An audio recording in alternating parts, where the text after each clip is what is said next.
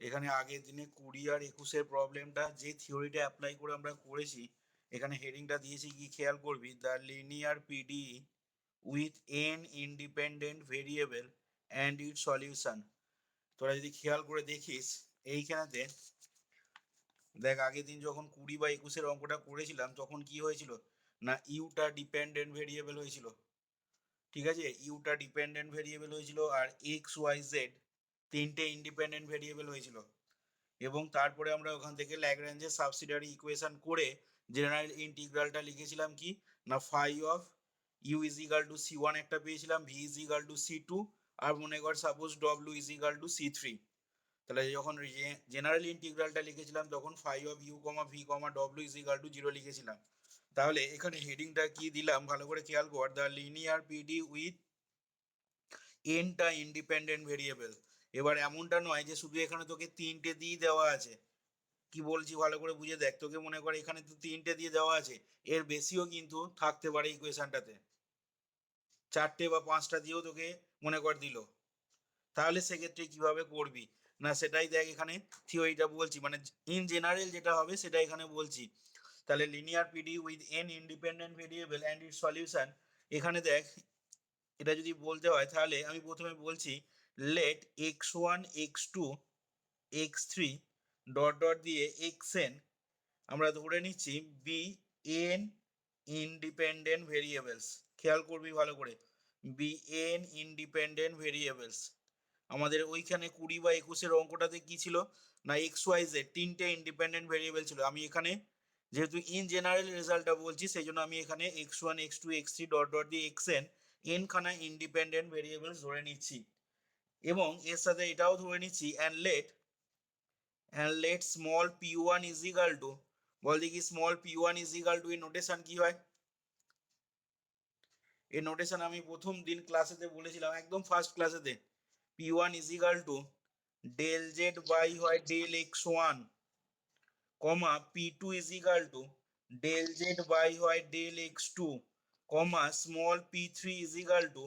Del z by del x three, comma dot dot দিয়ে এইভাবে চলতে চলতে p n is equal to del z by del x n. যেখানে ভালো করে খেয়াল করবি, যেখানে তাহলে বুঝতেই পারছিস x one x two x three x n গুলো যদি ইন্ডিপেন্ডেন্ট ভেরিয়েবল হয় তাহলে অবভিয়াসলি মাথায় যেটা আছে, ঠিক আছে, ডেল জেড বারবার লিখছি, তাহলে এখানে অবভিয়াসলি জেডটা কি হবে, ডিপেন্ডেন্ট ভেরিয়েবল হবে। যেমনটা 20 বা 21-এর অঙ্কটাতে হয়েছিল আমাদের, ইউটা ওখানে ডিপেন্ডেন্ট ভেরিয়েবল ছিল। And p n is equal to del z by del x n হলো, পাশে লিখছি where z is the dependent variable, where z is the dependent variable. তোরা পারলে এই জিনিসটা যদি ওই অঙ্ক দুটো করার আগে একটু জায়গা থাকে তাহলে ওইখানটাতে ঢুকিয়ে নিবি, 20 বা 21-এর অঙ্ক দুটো করার আগে যদি স্পেস থাকে খাতাতে, ওইখানটাতে এই একটুখানি লেখা একটু ঢুকিয়ে নিবি তোরা, where z is the dependent variables. আচ্ছা, এবার দেখ আমি একটা general linear PD with n independent variable consider করছি। নাও লেট আস কনসিডার, আমরা এটা কনসিডার করছি কি না, let us consider the linear general PD, ঠিক আছে, general linear PD partial differential equation with n independent variables, with n independent variables with n independent variables as, তাহলে আমি ইকুয়েশনটাকে লিখছি ভালো করে খেয়াল করবি, capital P one into small P one plus, তারপরে কি লিখবো, capital P two into small p two plus capital P three into small p three plus dot dot দিয়ে হবে দেখ capital P n into small p n is equal to capital R. এটাকে আমি 1 number নাম দিলাম। ঠিক আছে, এটা একটা আমি এন ইন্ডিপেন্ডেন্ট ভেরিয়েবলের জেনারেল লিনিয়ার পিডি কনসিডার করলাম। তাহলে অবভিয়াসলি এখানে প্রশ্ন আসবে যে বড় হাতের p one, small P one, p two, p three গুলো তো আগেই অলরেডি বলে দিয়েছি আমি প্রথমেই। ঠিক আছে, তাহলে যেমনটা তোরা এই ইকুয়েশনটাই, ঠিক আছে, এই ইকুয়েশনটাই তোরা যখন এক্স ওয়াই দিয়ে পড়েছিলি তখন এই ইকুয়েশনটা দেখতে কিরকম হতো না, দেখ ক্যাপিটাল পি, ঠিক আছে, capital P into small p plus capital Q into small q সমান আর, এটা লিখতিস দেখ। এবার এই ইকুয়েশনটাকেই আমি, ঠিক আছে, জেনারেল লিনিয়ার যেহেতু বলছি, জেনারেল কথাটা আসছে যেহেতু, জেনারেল লিনিয়ার পিডিটা উইথ এন ইন্ডিপেন্ডেন্ট ভেরিয়েবল, ঠিক আছে, এখানে আমাদের দুটো ইন্ডিপেন্ডেন্ট ভেরিয়েবল হতো, আর এখানে আমি এন ইন্ডিপেন্ডেন্ট ভেরিয়েবল বলছি, তাহলে তখন এই ইকুয়েশনটারই ফর্মটা কিরকম দাঁড়াবে, না তখন এই ইকুয়েশনটারই ফর্মটা হয়ে যাবে আমাদের এইটা। আশা করি বুঝতে পারছিস কি বলতে চাইছি। আচ্ছা, যেখানে তাহলে কি বলবো না হয়ার, যেখানে বলতে হবে তোকে capital P1 P2 P3 dot dot দিয়ে লিখছি দেখ বড় হাতে PN, ঠিক আছে, P1 P2 P3 dot dot দিয়ে PN, এইগুলো কি হয়ে যাবে না আর ফাংশন অফ, আচ্ছা এবার তোরা আমাকে বল, যখন এই ইকুয়েশনটা থাকতো তখন এইখানে ক্যাপিটাল P বা ক্যাপিটাল কিউটা কার ফাংশন হতো, মনে করে বল। যখন কোনো ইকুয়েশন বা এই চ্যাপ্টার যখন অঙ্কগুলো করছিস তখন এই ক্যাপিটাল P ক্যাপিটাল কিউটা কার ফাংশন হতো, মানেগুলো, মানেটা বল, ইন্ডিপেন্ডেন্ট ভেরিয়েবল মানে কোনটা,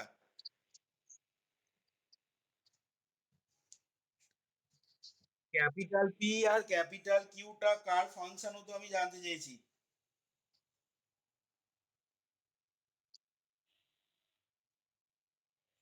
তাহলে এখানে আমি কি লিখবো না P1 P2 P3 PN আর function of x1 x2 x3 dot dot দিয়ে দেখ xn,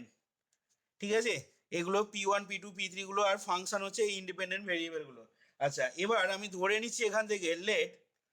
late u1 is equal to c1, u2 is equal to c2, u3 is equal to c3,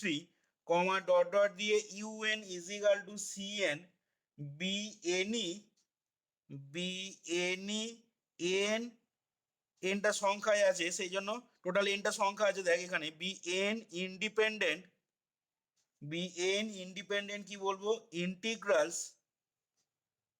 বা সলিউশন, ইন্টিগ্রালস অবলিক দিয়ে লিখলাম solution, bn independent integrals oblique solution কার, না solution of the auxiliary equation, বলতে পারবি এখানে auxiliary ইকুয়েশনটা কি লিখবো বলতো, অঙ্ক তো করেছিস, এখান থেকে তাহলে অফ দ্য অক্সিলারি ইকুয়েশন কি লিখবো, এই যে সলিউশনগুলো, এই সলিউশনগুলো কোন অক্সিলারি ইকুয়েশনটা সলিউশন হবে,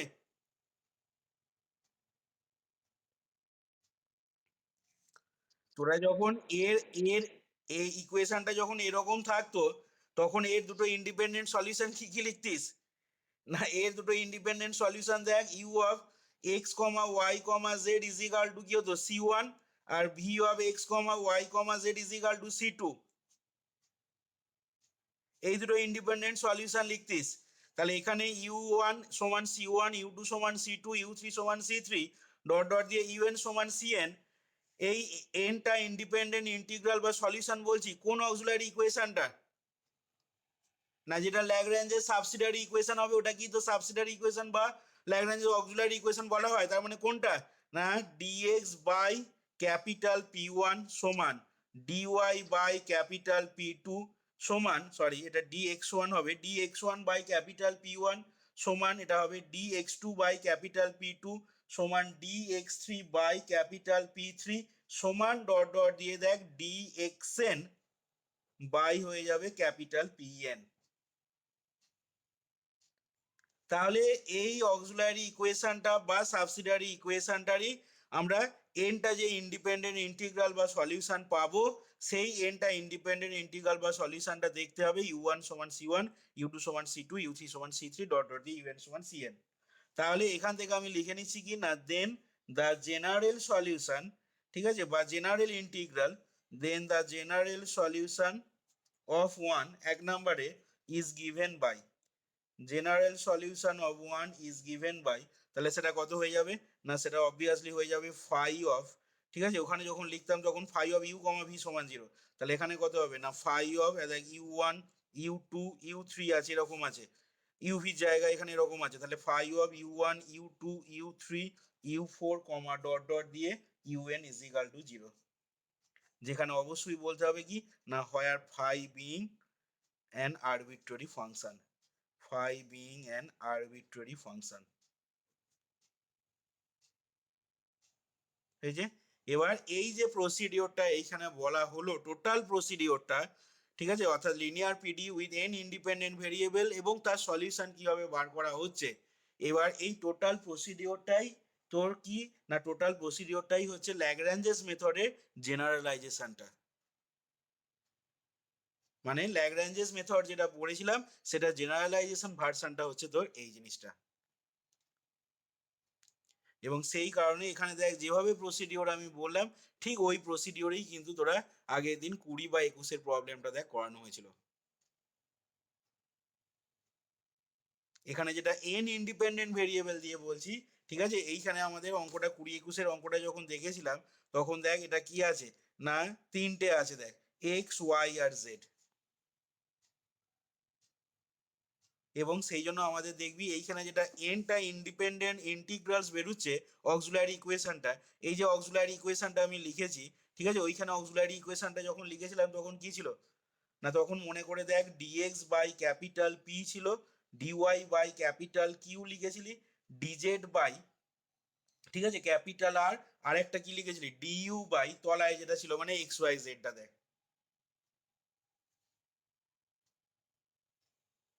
তাহলে ঠিক এই প্রসিডিওর যদি অবলম্বন করা হয় তাহলে সেক্ষেত্রে আমরা তখন কি পাবো না, রেশিও নিয়ে কাজ করলে তখন তিনটে ইন্টিগ্রাল পাওয়া যাবে, যেহেতু এখানে তিনটে ইন্ডিপেন্ডেন্ট ভেরিয়েবল আছে।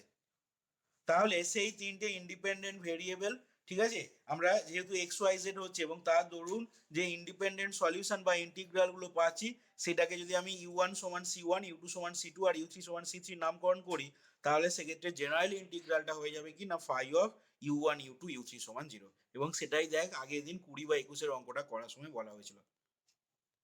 এবং এই টোটাল প্রসেসটাই হচ্ছে ল্যাগ্রাঞ্জেস মেথডের জেনারেলাইজেশনটা। আশা করি বোঝা গেছে। দেখ যদি কোনো কোশ্চেন থাকে এখান থেকে বলবি।